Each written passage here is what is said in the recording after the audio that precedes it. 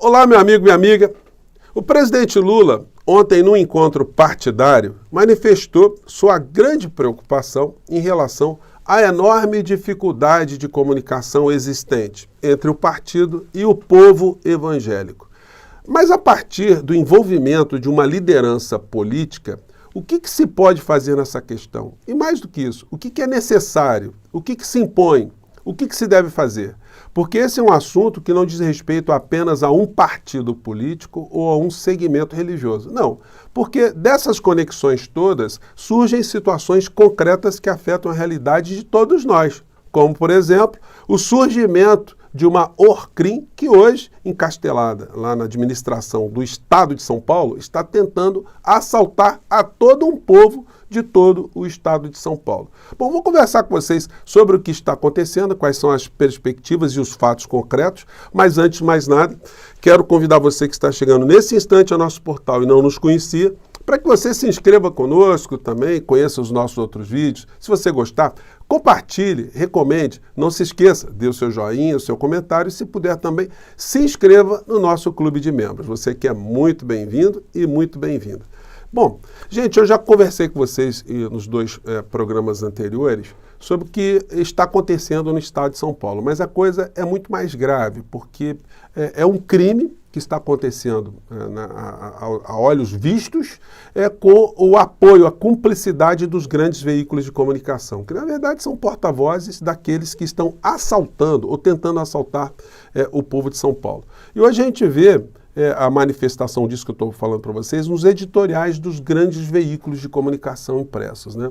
Hoje no Estadão, a privatização da Sabesp. Deve-se cobrar uma boa regulação para que a privatização seja bem sucedida. Mas os inconformados com a democracia não querem discutir nada disso, só querem mesmo é bagunçar.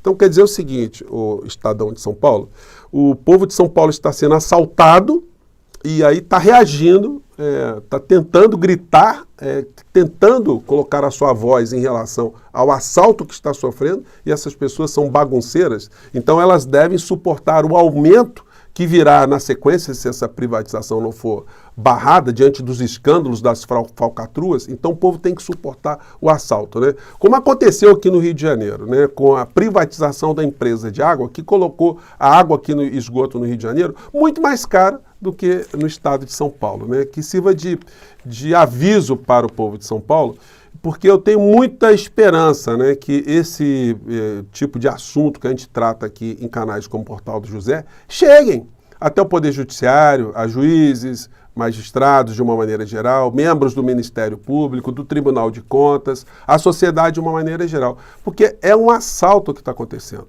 Simples assim.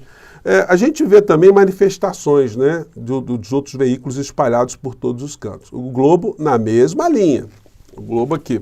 Privatização da Sabesp representa avanços para o setor. Então, a banda tocando numa só direção.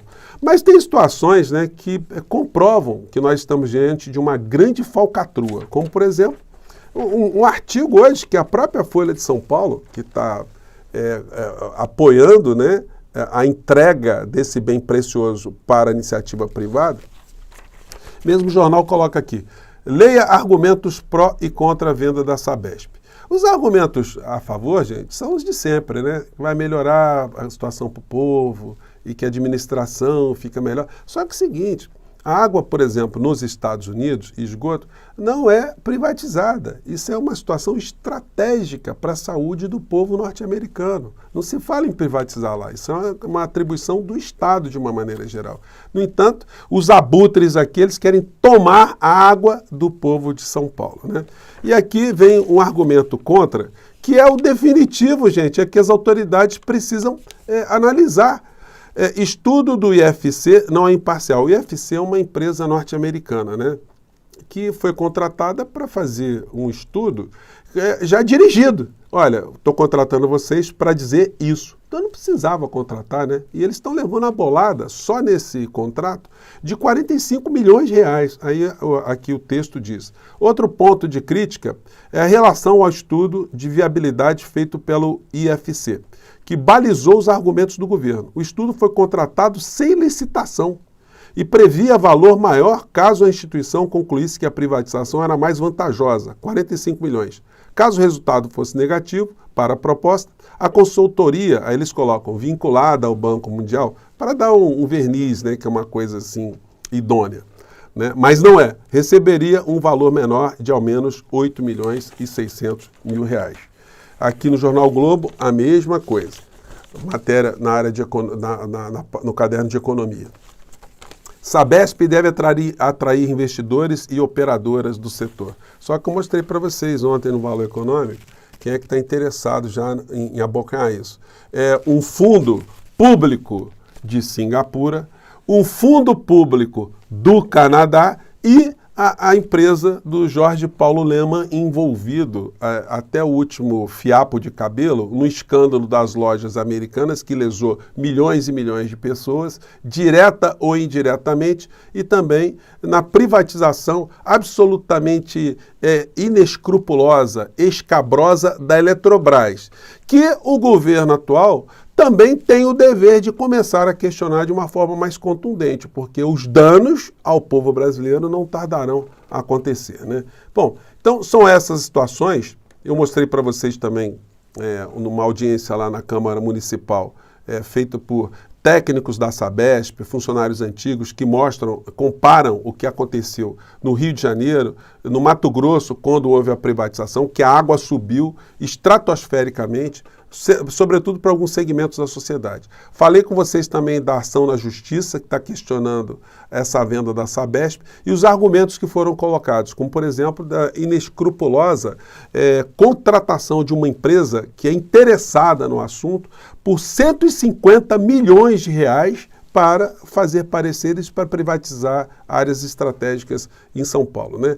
É um negócio absurdo. Provavelmente vai acontecer o seguinte: o juiz de primeiro grau ele vai dar ganho de causa nessa ação, mas aí quando chega no Tribunal de Justiça, o governador de São Paulo, né, os governadores, eles sempre procuram se articular com o presidente do tribunal, enfim, a gente pode ter algumas decisões absolutamente contrárias ao interesse público, legitimadas ali pelo Poder Judiciário. Eu já vi algumas situações semelhantes a essa. Então a gente tem que ficar com os olhos bem abertos e quanto mais a gente denunciar, mais a gente faz com que haja uma força política da sociedade para evitar o assalto, né? O roubo. Ou só a gente só vai ficar indignado quando a gente vê algumas cenas de televisão, quando alguém tem ali o celular subtraído, ou uma joia, um bem, enfim, uma carteira, né? Tem assaltantes que provocam crimes muito piores. Bom, e aí a gente entra aqui no assunto que eu comentei na abertura do nosso papo. Lula questiona se o PT fala que o povo quer ouvir. Defende a aproximação com evangélicos. Aqui no jornal impresso também, as notícias na mesma direção, e eu chamo a atenção aqui para a fala do Lula. O texto diz: Lula usou a conferência eleitoral do PT para as eleições municipais de 2024, realizada ontem em Brasília, para pedir uma autocrítica à legenda e reforçar a necessidade de aproximação com o público evangélico, majoritariamente refratário ao partido.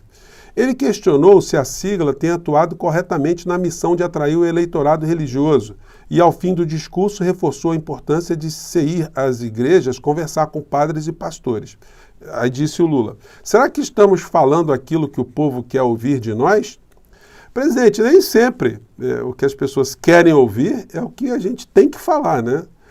Ou será que temos que aprender com o povo como é que se fala com eles? Como é que a gente chega aos evangélicos? Questionou o petista. Gente, em primeiro lugar, falando a verdade, fazendo um enfrentamento dos falsos líderes religiosos, a manipulação que se faz em relação a essa questão. A gente pode colecionar aqui uma infinidade de acontecimentos que afetam concretamente a toda a sociedade em função dessa promiscuidade de criminosos que usam a fé com o meio político. Aqui, só para elencar aqui algumas manchetes, né? Eleições de 2022. Pastores fazem pressão por voto e ameaçam fiéis com punição divina e medidas disciplinares. Isso aqui foi para apoiar o Tarcísio e o Bolsonaro. Na sequência, Tarcísio eleito, com esse apoio, com bolsonaristas evangélicos, Tarcísio de Freitas divulga 105 nomes para a transição em São Paulo. Esse é o resultado prático.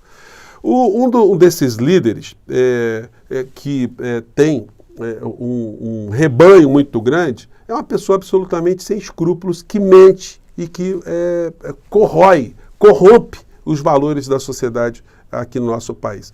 Como é que se lida com isso? É denunciando, é fazendo enfrentamento, presidente. É demonstrando que existem criminosos que se utilizam da fé para iludir simplesmente as pessoas que estão ligadas a essa religião.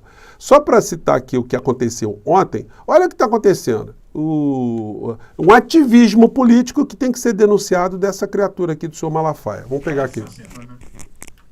De segunda a sexta, de meia-noite a meio-dia, fazer um jejum. Preste atenção no que eu vou dizer.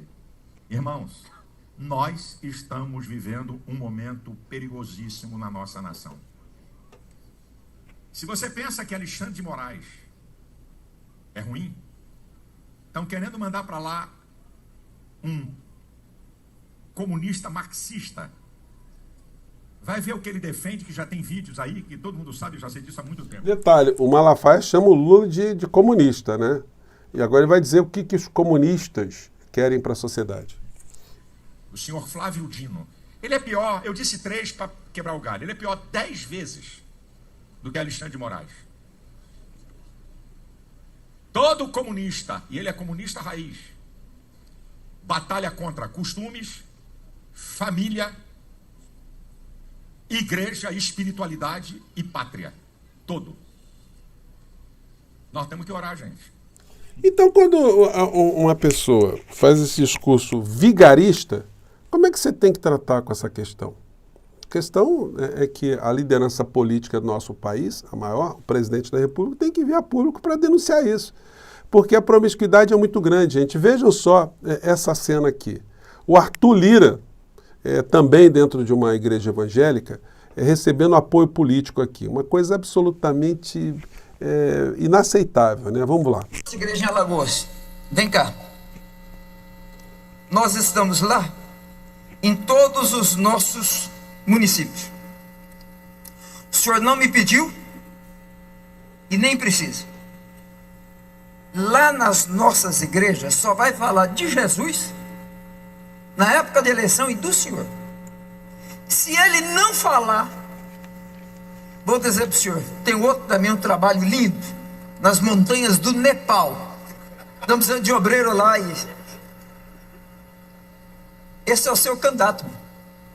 Cumprimento o homem, rapaz. Então, gente, é uma promiscuidade bandida. Sou Arthur Lira, dentro de um templo religioso, recebendo apoio direto ali.